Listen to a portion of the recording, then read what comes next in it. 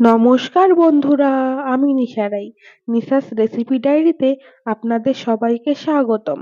আজ আমি বেগুনের একটা দুর্দান্ত রেসিপি, বেগুন ভাজার রেসিপি নিয়ে চলে এসেছি। কিন্তু এই বেগুন ভেজে নিতে আপনাদের এক ফোঁটাও তেলের ব্যবহার করতে হবে না। তেল ছাড়াই সম্পূর্ণ বেগুন ভাজা হয়ে যাবে। খেতে হবে দুর্দান্ত স্বাদের আর তার সাথে স্বাস্থ্যকর। এই অয়েল ফ্রি বেগুন ভাজা করা ভীষণই সহজ। চলুন তবে আর দেরি না করে সরাসরি রেসিপিতে যাওয়া যাক। সবার প্রথমে আমি এই রেসিপি তৈরি করার জন্য নিয়ে নিয়েছি একটা বেগুন। আমি এই বেগুন ভাজা রেসিপি তৈরি করার জন্য সবুজ কালারের বেগুনটা নিয়েছি। আপনারা এখানে যে কোনো ধরনেরই বেগুন নিতে পারেন। এবারে গোটা বেগুনটাকে ভালো করে কেটে নেব। প্রথমে বেগুনের মাথার বোটাটা কেটে ফেলে দেব।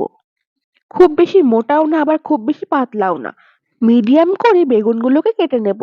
যেহেতু আজ আমি কোনো রকম তেলের ব্যবহার করব না, তাই একটুখানি মিডিয়াম সাইজের করে কেটে নিচ্ছি। প্রত্যেকটা বেগুনের থিকনেস যদি বেশি হয় তাহলে সেদ্ধ হতে টাইম লাগবে। আমি 2 পিস বেগুন কেটে নিয়েছি। একইভাবে আমি সমস্ত বেগুনটাকে কেটে নেব। আমি সমস্ত বেগুনটাকে কেটে নিয়েছি। প্রায় 6 পিসের মতো বেগুন রেডি হয়েছে। আমি ফুল মুন শেপে কেটে নিয়েছি। আপনারা চাইলে হাফ মুন শেপেও কেটে নিতে পারেন। অর্থাৎ আপনারা বেগুনের মাঝখান বরাবর কেটে নিয়ে তারপর আপনারা ফালি করে নিতে পারেন।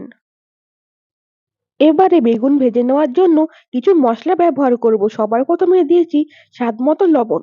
তারপর এখানে ব্যবহার করলাম হাফ চামচের মতো হলুদ গুঁড়ো। আর সবশেষে আমি সামান্য পরিমাণে লাল লঙ্কার গুঁড়োর ব্যবহার করলাম। এবারে এই ৩টে উপকরণকে বেগুনের গায়ে ভালো করে মাখিয়ে নেব। শীতের দুপুরে গরম ভাতের সাথে বেগুন ভাজা হলে আর কিছু লাগে না। এক থালা ভাত নিমিষেই শেষ হয়ে যায়। আর এই বেগুন ভাজা ১-২ পিসে মন ভরে না। কিন্তু দিন দিন দ্রব্যমূল্যের যা দাম বাড়ছে, পুরো পরিবারের জন্য বেগুন ভাজা করতে গেলে প্রায় ২৫০ থেকে ৩০০ ml এর মতো তেল শেষ হয়ে যাবে। আর যারা তেল খেতে পছন্দ করে না, খুবই অল্প তেলে খাবার রান্না করে খান, তাদের জন্য এই রেসিপিটা ভীষণই ফলপ্রসূ। তারা এখন বিনা তেলেই বেগুন ভাজা তৈরি করে খেতে পারবে।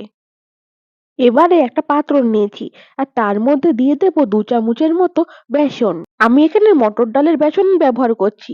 আপনারা অন্য ডালের বেসন ব্যবহার করতে পারেন।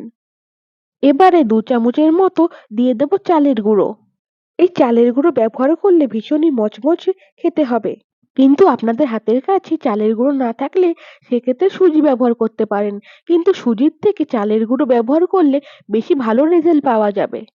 এবারে রঙের জন্য দিয়ে দিলাম হাফ চামচের মতো হলুদ গুঁড়ো। খুবই সামান্য পরিমাণে ব্যবহার করেছি জিরের গুঁড়ো।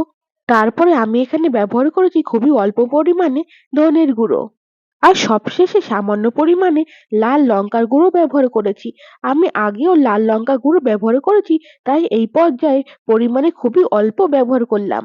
আমি আগে যে পরিমাণে লবণ ব্যবহার করেছি সেই পরিমাণ যথেষ্ট, তাই এই পর্যায়ে আর কোনো লবণের ব্যবহার করলাম না। আপনারা যদি প্রয়োজন মনে করেন তাহলে ব্যবহার করতে পারেন।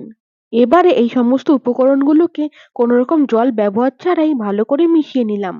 আমি বেগুনকে নুন হলুদ দিয়ে ম্যারিনেট করে প্রায় ৫ মিনিটের মতো রেস্টে রেখে দিয়েছিলাম।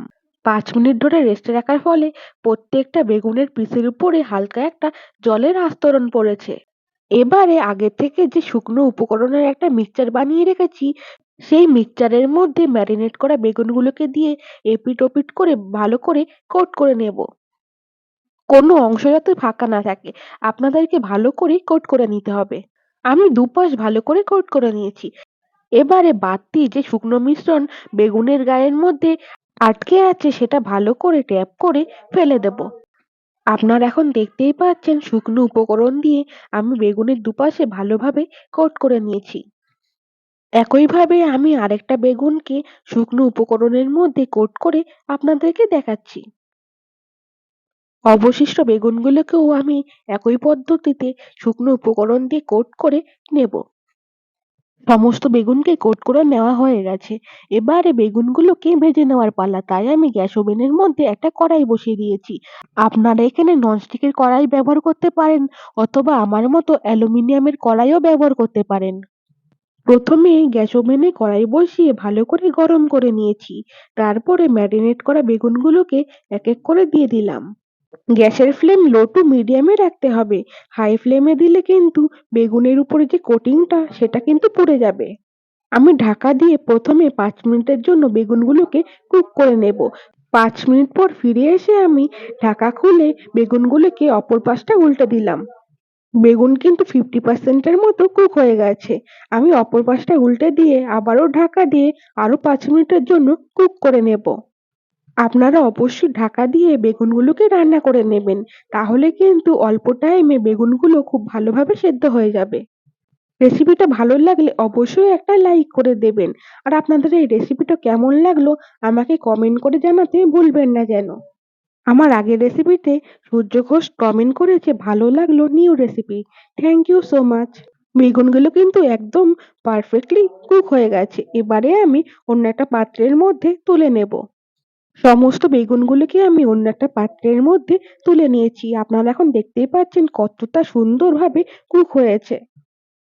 যারা আমার চ্যানেলটাকে এখনো সাবস্ক্রাইব করেননি, এই ধরনের নিত্য নতুন রেসিপির সন্ধান পেতে অবশ্যই চ্যানেলটাকে সাবস্ক্রাইব করে দেবেন। সবশেষে খুবই সামান্য পরিমাণে সর্ষের তেল উপরে আমি ছড়িয়ে দিলাম আর ভালো করে উপরটায় তেল লাগিয়ে নেব। এর ফলে বেগুন ভাজার উপরগুলো খুবই সুন্দরভাবে লসি হবে। এটা অপশনাল, আপনারা চাইলে দিতেও পারেন আবার নাও দিতে পারেন। সবশেষে সামান্য একটু অয়েল ব্রাশ করে দিলে কেউ বুঝতেই পারবে না যে এটা তেলে ভাজা নয় বরং তেল ছাড়াই ভাজা হয়েছে। আজকের মতো রেসিপিটা এই পর্যন্ত। সকলে ভালো থাকবেন, সুস্থ থাকবেন। ধন্যবাদ।